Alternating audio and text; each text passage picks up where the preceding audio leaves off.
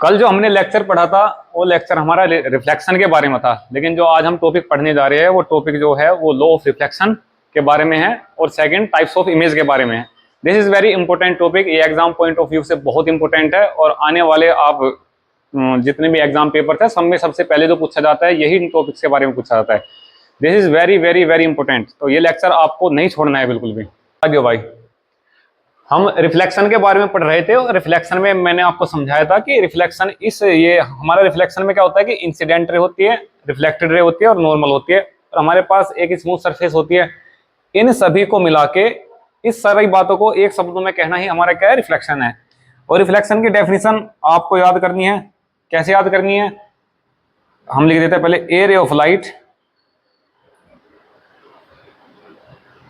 Strike on a smooth surface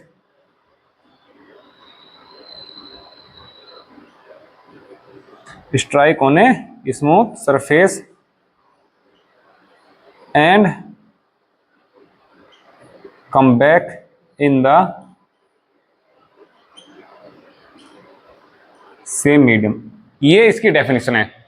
और definition आसान याद करने का कोई ये नहीं कि आप इसके रट्टे लगाओगे फिर से, क्योंकि ये बात मैं बहुत बार बोल चुका हूँ कि डेफिनेशन अगर जब आप याद करते हैं तो डेफिनेशन में आप कीवर्ड्स देख लिया करें कि कौन कौन सी चीज इंपॉर्टेंट है, बल्कि इस चैप्टर में ये सारी बातें तो चलने वाली है कि एरिया ऑफ लाइट, तो सबसे इंपॉर्टेंट बात है कि back in the same medium. ये जो अभी तक पिछले लेक्चर में जो मैंने पढ़ाया था और रिफ्लेक्शन मैंने पढ़ाया था, तो बेसिक टू एडवांस था रिफ्लेक्शन के बारे में। रिफ्लेक्शन क्या होता है क्या नहीं, रिफ्लेक्शन के कारण ही हमें सब कुछ दिखाई देते हैं। अब जो टॉपिक मैं पढ़ाने वाला हूँ ये रिफ्लेक्शन के अगला टॉपिक है, and the topic is law of reflection. Topic जो हमारा है ये है लॉ ऑफ रिफ्लेक्शन।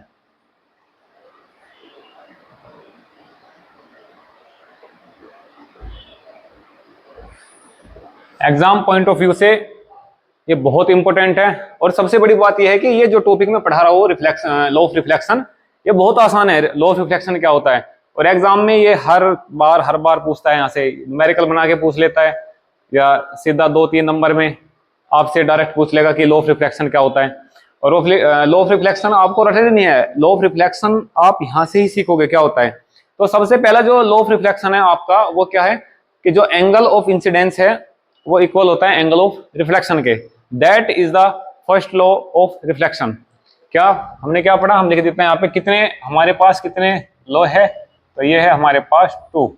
तो जिसमें सबसे पहला जो हमारा है ये है हमारा angle i is equal to angle r, जिसको आप बोल सकते हो एंगल ऑफ इंसिडेंस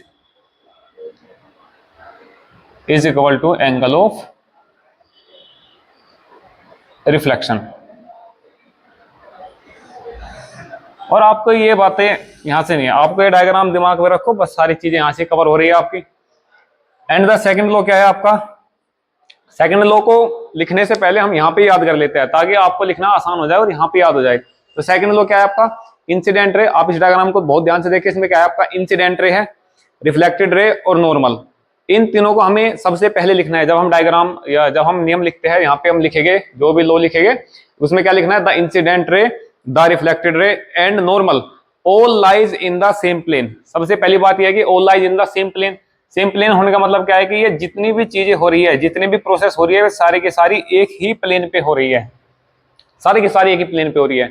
ऐसा नहीं है कि इंसिडेंट यहाँ पे हो रहा है और रिफ्लेक्शन ऑफ रेज और कहीं पे हो रहा है, उस साइड जा रहा है, या नॉर्मल हमारी अलग है, ये नहीं है। ये सारी की सारी चीजें एक ही पॉइंट पे हो रही है, that is the same plane. यही आपका सेकंड लॉ है, बहुत आसान है। इस डायग्राम में आपको अभी तक ये याद हो गया होगा कि इसको इंसिडेंट रे बोलते हैं, इसको रिफ्लेक्टेड रे बोलते हैं और इसको नॉर्मल बोलते हैं। इन तीनों को एक साथ मिला के हमने एक वर्ड जोड़ दिया जिसको बोलते हैं ऑल। तो the incident ray, the reflected ray and normal all lies in the same plane. यही बात यहां पे हम लिख देते हैं, the incident ray,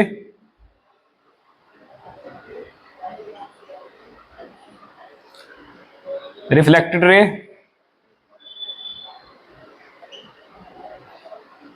and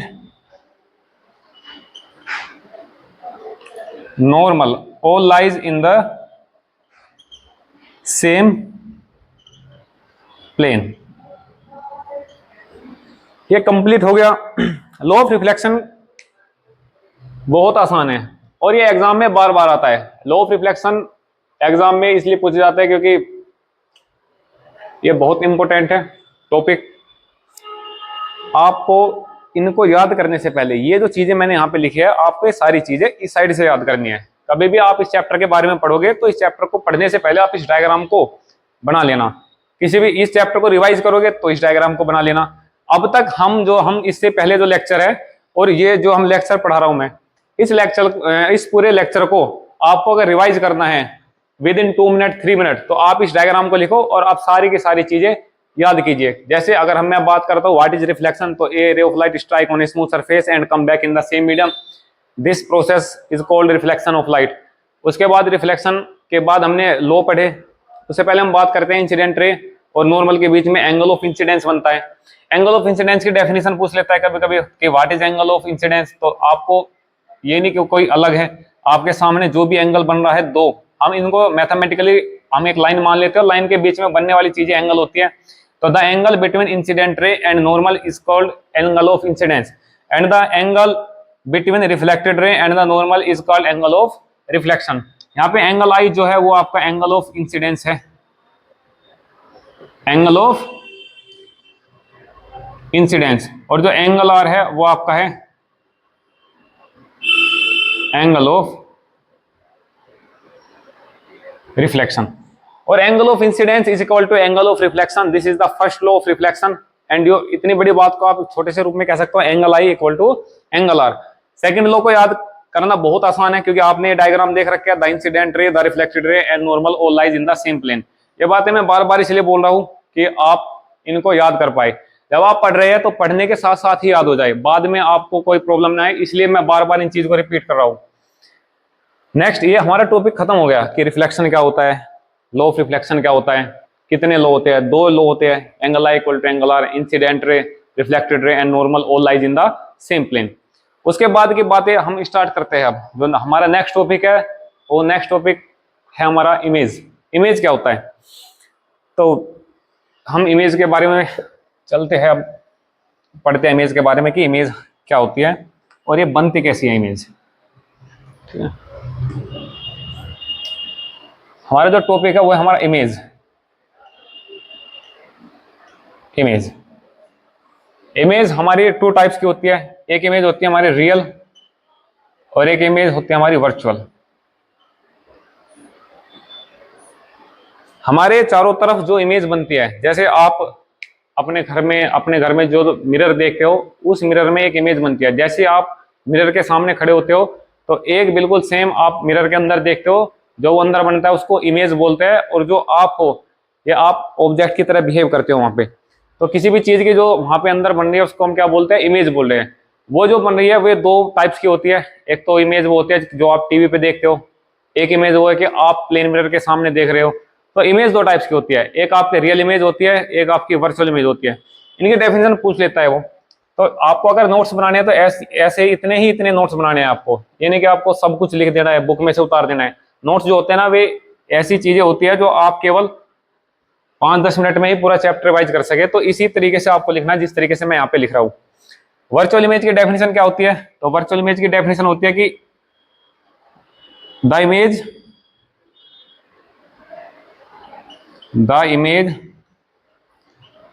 which cannot obtained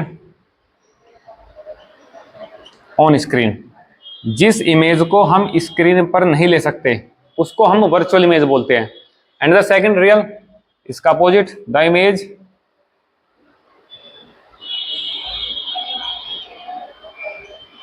which can be obtained on screen. हम इसकी डेफिनेशन ये है, आप जब नोट्स बनाओगे इस चैप्टर के तो आपको इसी तरीके से बना लेने हैं। इमेज 2 टाइप्स की होती है, रियल इमेज, वर्चुअल इमेज। तो इनको भी याद करने का क्या तरीका है, रियल इमेज को हम क्या कर सकते हैं, कैन बी ऑब्टेन्ड, बस इतना ही याद करना है। ये नहीं कि आप बार बार सारी बात इनको 1-2 बार बोलो फिर इसमें से उठा लो क्या आपके कीवर्ड्स है, इंपॉर्टेंट क्या है। जो स्क्रीन पर ऑब्टेन हो सकते हैं उनको हम क्या बोलते हैं, रियल इमेज, और जो स्क्रीन पे ऑब्टेन नहीं होते हम उसको क्या बोलते हैं, वर्चुअल इमेज। इट मीन्स जो आपके घर प्लेन मिरर रखा हुआ है, आप जब उसके सामने खड़े होते हैं तो आपकी इमेज बनती है, उस इमेज को हम वर्चुअल इमेज बोलते हैं। और जो इमेज या जो फोटो हम अपने फोन से खींचते हैं, कैप्चर करते हैं, या हम फोटो लेते हैं फोन से, टीवी में चल रही फिल्में, ये सब हमारी क्या है, ये सब हमारी रियल इमेज है।